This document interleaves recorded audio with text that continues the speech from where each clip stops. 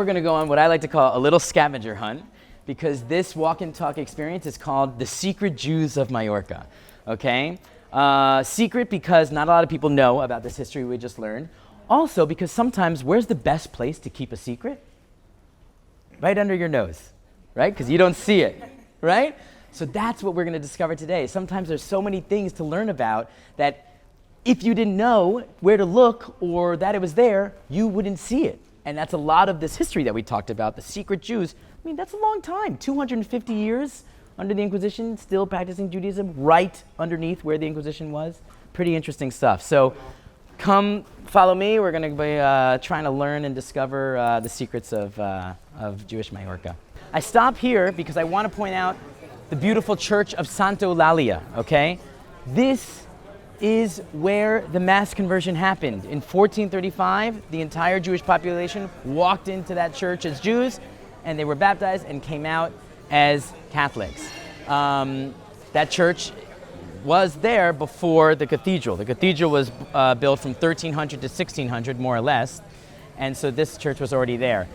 Also very interesting, this church was called the Church of the Conversos for many years. Why? Because right on the left is Plateria, is Argenteria, is Silvermaker Street. And so all the Chuetas lived there. This was their church. This is where they would come. And I've heard from different Chuetas that I'm friends with today that people from all over the island would come just to watch the Chuetas pray, because they would pray so demonstratively, so passionately and emphatically to show the rest how good practicing Catholics they were. There's a saying, I'm told, in the Chueta culture or families, it's not worth going to church unless there's people inside it.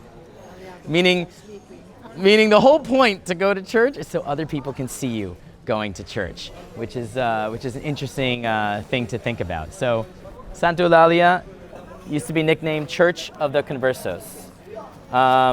Just a quick note, because I didn't get to talk about it earlier.